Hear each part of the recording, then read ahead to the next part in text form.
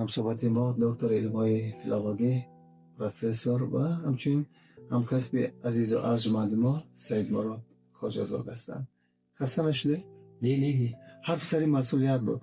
با وجود آن که حتی سابق رئیس کمیته تلویزیون و رادیو نزدیک جمهوری تاجیکستان امکان پیدا کردن برای کارمندان رادیو و تلویزیون یک بنای خوشتری زمانوی ساختن، گفتید این باید یک مسئولیت برای کارمندان این تو درگاه بشارو بیارد. و این چی مسئولیت است؟ در توش این امکانیت از هر یک کس یک مسئولیت طلب کرده میشه.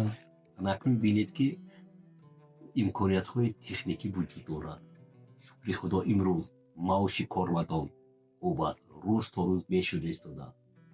من باز روزهای نزدیک آغاز می شود سنگ اساس گذاشته برای بناهای نو برای کارمندان.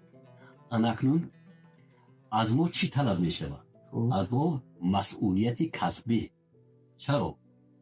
چون که امروز رادیو و تلویزیون دیگر مسافت ندارد. رادیو و تلویزیون دیگر برای یک ملت خدمت نمیکنند. رادیو و تلویزیون خصوصیت فراملی کسب میکنند. اکنون بینید که نه در تاجیکستان، نه فقط برای تاجیکستان ما برنامه تهیه میکنیم. توسط موج رادیو، توسط اینترنت رادیوی ما رو میلیون ها نفر از خارج کشور میشنوند. و ببینید که ما امروز صحبت میکنیم، حالا همین صحبت ما رو هم در امریکا میشنوند، هم در روسیه میشنوند، هم در ایران، هم در افغانستان. اکنون مسئولیت ما چی است؟ مسئولیت ما این است که ما برنامه های تهیه کنیم که فقط در دایره جغرافیایی تاجیکستان محدود نباشد. برنامه فراگیری تمام سیاره، ولی تمام سیاره با در نظر داشت، با ضعف، با خواهش آنها مطابق باشد. خود شنونده اکنون موافق طبع و ضعف و خواهش خودش میتواند که مخلص هوادار فلان برنامه باشد. دلخواه برنامه شد بشنوید. مثلا تیک تاک، واتساپ، وایبر، تلگرام، فیسبوک و دیگر چیزهایی که هست در اینترنت. جای این ما رو واتساپ گرفت، جای واتساپ رو نمیدونم تلگرام گرفت، تلگرام با فیسبوک و ادل کلاسیک دیگر و دیگر ها و همین گونه حالت شاید روبرو میشن. این رادیو البته کمرنگتر میشود، لیکن کمرنگ میشود، لیکن باز نمودهای دیگری واسطه با وجود میاد. برای مثال چند رسانه مولتی میدیا، در مولتی میدیا دیگر رادیو و مثل تلویزیون میتواند که رادیو تصویری باشه. بله شخصی که میخواد که برای مثال که تصویر رو بینه، مرحمت انگیزه که میشود بعدتر در شکل تصویری کاری کارمندان رادیو تقدیم میشد و کار تلویزیون خلال وارد میکنه. کار تلویزیون خلال نمیرسوند، اما رادیو رو همپای تلویزیون میکنه. ولی من برعکس فکر میکنم که با کار تلویزیون خلال میرسوند. رادیو پیشرفت‌تر میشود. تلویزیون شیوه نو از شیوه نو کار میگیره. یعنی وقتی که یک زینه رادیو پیش رفت، با یک زینه تلویزیون هم پیش میرد، با اینترنت هم یک زینه پیش میرد، فیسبوک هم با یک زینه پیش میرد. این تقاضای زمان است. ما میخواهیم نمیخواهیم این حتما ناگزیر است. اما فکر میکنم که پیش از همه رادیو صدا است. یک خانه گلی روی بام کرپچه پرفته شده است، یک رادیو در تاری درخت بیت نمیدونم توت یا زردالو موی سفید کش پهلو زده است و یک ترانه خیلی زیبا و قشنگ صدا میده و یک صدای از آن زیباتر. اینجا رادیوی تاجیکستان یا که اینجا دوشنبه، این حالت برای شما مرخ آور است یا یک حالت دیگر که در بین خرج و مرج و شوقون و غلیان های زیاد و بیناهای بلند آشانه صدای رادیو، شما از این مرا فهمیده؟ فهمیدم. کدام دنیا برای شما نزدیکتر؟ من پولشا بودم، خب در مملکت های آسیای مرکزی، همه مملکت های آسیای مرکزی، در روسیه، در اوکراین، در بلاروسیا، در ترکیه بودم، در پاریس بودم.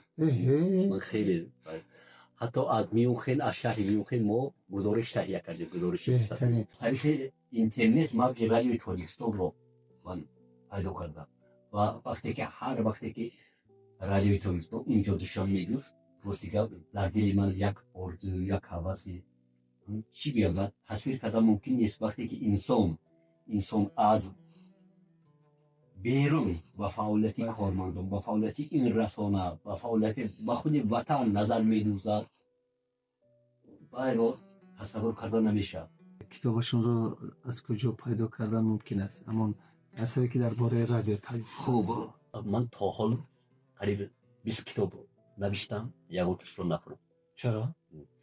من همیشه خاراکتر مثل فروختن کتاب رو ندارم. فعل و اطوار تو خیلی خوب است ولی درست. اونجا زحمت است، اونجا زحمت است. محنت است.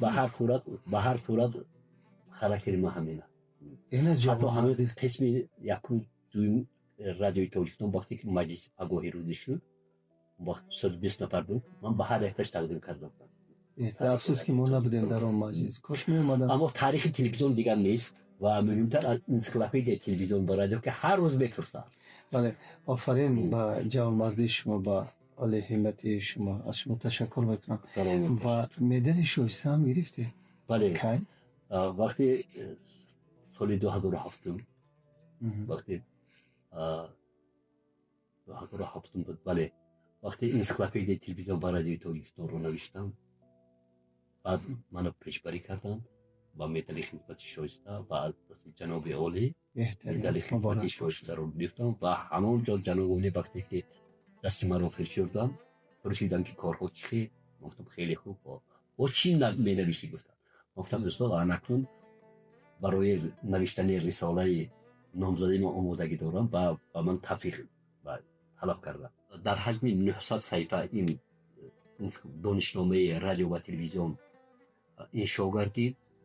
دوره‌های گوناگون رشد رادیو و تلویزیون، یعنی یک اثری بسیار فوندامنتالی هست و باز در برابر این تا امروز باز من باید رو تکمیل دادم، باز 100 صفحه اضافه کردم و اگر نصیب باشد میخوایم که همین یک شکل مکملی دانشنامه رادیو و تلویزیون رو پیشکش هواداران گردانیم. اصلا اون کاری که شما با انجام رسانیدید از حساب خودتان و امروز از یک منبر بلند میگویید که برای من مبلغ لازم نیست، من هدیه میکنم برای مردم، این کار است، ستوده نیست، هر کس کردن نمیتواند. با وجود آنکه یک ماشین از چیز میگیرید، با وجود آنکه در خانه فرزندانتان همیشه چشم را هستند که شما شاید یک بردن به خانه وارد میکنید، رزق و روزیشون میرسونید، آفرینتان. و شما قدای ارزنده و زیبنده استاد عزیز و ارجمند مولانا خان ستاری هستید که زیر خانه رادیو بودن، در هر محفلی که شرکت میکردن آنجا گل میکرد، شعر میخوندن، از زبانشان شهد میریخت، عسل میریخت، هیچگاه یک روحیه شکسته نداشتن و با هم قدا شدید. میخوام در باره لاله خان ستاری حرف زنم، یادشون بخیر. استاد لاله خان ستاری به همه من شما آشنا هست. یک چهره بودن که چی گویم، یک خصوصیت همین چهره ستاری این بود که با کسی مانند نبودن. طرز گفتار، طرز رفتار، طرز لباس پوشی، طرز مناسبت، راستی که اگر یک اثر نویسی همین یک چهره‌ای که چی گویم فنومن میگویم، با کسی هم مانند نیست، باور کردنی هم نیست. و ستاره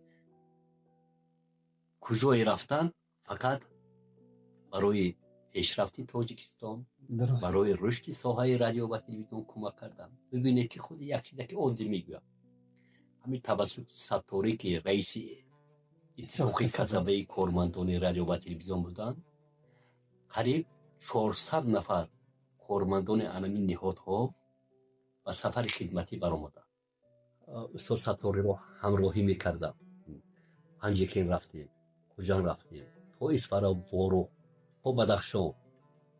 ببینید که همین 60-70 نفر رو بردن، سیاست سلامت آورده و ده ها برنامه های گوناگون رنگ رادیو و تلویزیون از جای واقعه، از محل ها تهیه کردن و سیاست پیشرفته اساسگذار صلح و وحدت ملی، پیشوای ملت، پرزیدنت جمهوری تاجیکستان رو ترغیب کردن کار هر کس می و فکر میکنم که شرط نبود که از دسترخوانشون نان نخورده باشد. و استاد ارجمند، صحبت خیلی گرم رفته. استاد سال وقت با پایان میرسه، به نفقه رفتن و ناگهانه از دنیا درگذشتن، شما چی فکر دارید؟ همین به نفقه رفتنشون وقتهای آخر استاد ستاری از یکم چیز اذیت نمیکشید. برای چی؟ چون که خونه خیلی خوب گرفته بودن، از لحاظ اقتصادی تامین بودن. لیکن علم محبت با کار و صداقت به همین پیشه امکان نمیداد که از همین کار جدا باشه. حتی وقتی که از همین رئیس اتفاق کسب گرفتن شد باز می اومدن، باز می اومدن و یک واقعه رو با من نقل کردن. گفتن که یک روز کار رفتم، همین لباس های من چند جفت کاستوم بلوک داشت در کابینت بودن. رفتم که در همین کسی همون لباس های ما رو از جیبان گرفته و همین بیرون مونده است. همین من گفتن دیدم بسیار آزرده شدم. خیلی دردناک است. خیلی دردناک است.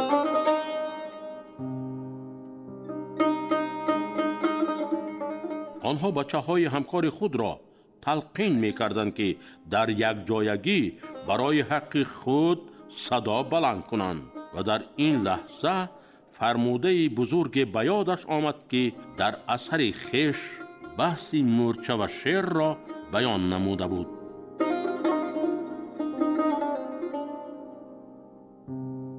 همصحبت ما بودند همکاری عزیز و ارجمند ما دکتر علم فیلولوژی پروفسور سید مراد حاجی‌زاده در برنامه یاد روزگار شیرین. خیر.